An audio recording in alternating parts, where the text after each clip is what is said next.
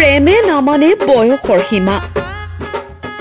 প্ৰেম কৰা নাযায় প্ৰেম হৈ যায় প্ৰেম কৰা নাযায় প্ৰেম হৈ যায় এইবোৰ প্ৰেম হল 22 বছৰীয়া বোৱাৰীৰ 47 বছৰীয়া তিনি সন্তানৰ পিতৃৰ লগত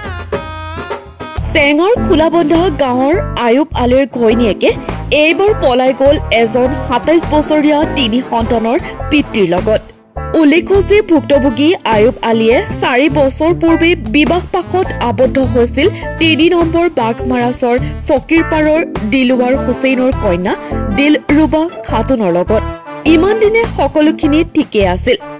কিন্তু হঠাতে সংসাৰত লাগি গ'ল কেনা বেচেৰা আয়ুব আলীয়ে ব্যৱসায়িক কামৰ বাবে নিজৰ ঘৈণীয়েকক লৈ ভাৰতীয় হিচাপে থাকে গোৱালপাৰাৰ নৱাগত শিমলিতোলা বজাৰত আৰু তাতে তেওঁৰ এহালৰ ব্যৱসায়ী বন্ধু লম্পট ৰফিকুল ইছলামৰ চকু পৰিল তেওঁৰ ঘৈণীয়েক দিলৰুবা খাতুনৰ ওপৰত ভুক্তভোগী আয়ুব আলী আৰু তেওঁৰ পৰিয়ালে ঘৰ-বাৰী বনাবলৈ 2,30,000 টকা গোটাইছিল নতুনকৈ ঘৰ বনাবলৈ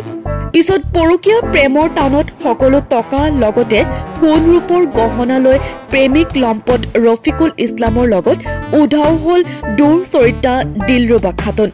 বেচেৰা আয়ুব আলীক ঠগিলে ভালকৈ ঠগিলে তেওঁৰ ঘৈণীয়েক দিলৰুবা খাতুনে ইফালে লম্পট ৰফিকুল ইছলামে তেওঁৰ ঘৈণীয়েক সহ 3টা সন্তান থৈ পলাই গ'ল বেলেগৰ মাইকীলৈ বেচেৰা ৰফিকুল পেছাগত বজাৰত খাজানা আদায় কৰে কিন্তু বেলেগৰ মাইকীলৈ বিৰাট মৰম বেচেৰাৰ অন্তৰত আৰু হেয়ে লজ্জহীন লাজ নথকা লম্পটজনে এইবাৰ তেওঁৰ একালৰ ব্যৱসায়ৰ সহযোগী আয়ুব আলীৰ পত্নীলৈ পলাই গ'ল আৰু এই ঘটনাটোৱে সমগ্ৰ অঞ্চলটোত এক চাঞ্চল্যৰ সৃষ্টি কৰা পৰিলক্ষিত হৈছে ভুক্তভোগী আয়ুব আলী ইতিমধ্যে আলুপুটিচৰ আৰক্ষী থানাত এজাহাৰ দাখিল কৰিছে বুলি জানিব দিছে ভুক্তভোগী আয়ুব আলী আৰু তেওঁৰ পৰিয়ালে সংবাদ মাধ্যমৰ জৰিয়তে তেওঁ ঘৈণীয়েকৰ লগতে উক্ত টকা বিচাৰি কাটৰ আহ্বান প্ৰশাসনৰ লগতে অসমৰ সকলো ৰাইজলৈ যদি কোনোবা সদাশয় ব্যক্তিয়ে বোৱাৰীজনীৰ সম্ভেদ পায় তেন্তে তলত দিয়া নম্বৰত যোগাযোগ কৰিবলৈ আহ্বান স্বামী পৰিয়ালৰ নম্বৰ কেইটা হৈছে 9101265433 নতুবা 7099864726 মাকে আমাৰ দাদাক লৈ আহিছিল ডাঙৰ দাদা আৰু বোৱাৰীটো আহিছিল ঘৰ বনাব বুলি ইয়াতে সিহঁতে আগতে চিমলিতলা বজাৰত ভাড়া আছিল এতিয়া ঘৰ বনাব বুলি সিহঁতে তাতে থকা অসুবিধা হৈছে বোৱাৰীটো কৈছে যে তাতে থাকিব নোৱাৰে ভাড়া ঘৰত তে সিহঁতক ইয়াতে লৈ আহিছিল লৈ অহাৰ পিছত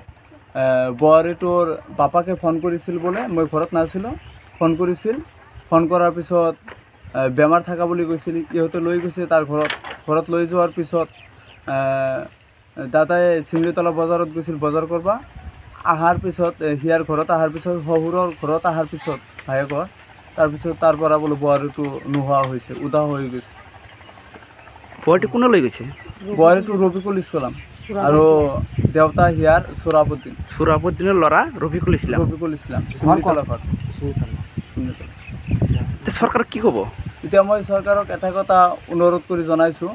আমাৰ বোৱাৰীটো আৰু আমাৰ পইচাখিনি আৰু গহনাখিনি আমাৰ ঘূৰাই দিবলৈ চৰকাৰৰ লগত আমি আহ্বান ৰাখিছোঁ কেছ কৰিছে না নাই কেছ কৰিছোঁ আলুপুটিচৰ থানাত এতিয়ালৈকে পুলিচে কোনো খবৰ নাই সিহঁতে ইনকুৱাৰী কৰাৰ এতিয়ালৈকে অহা নাই নগৰবেৰাৰ পৰা আব্দুল হকৰ সহযোগত নিউজ ডেস্ক এনি টক্স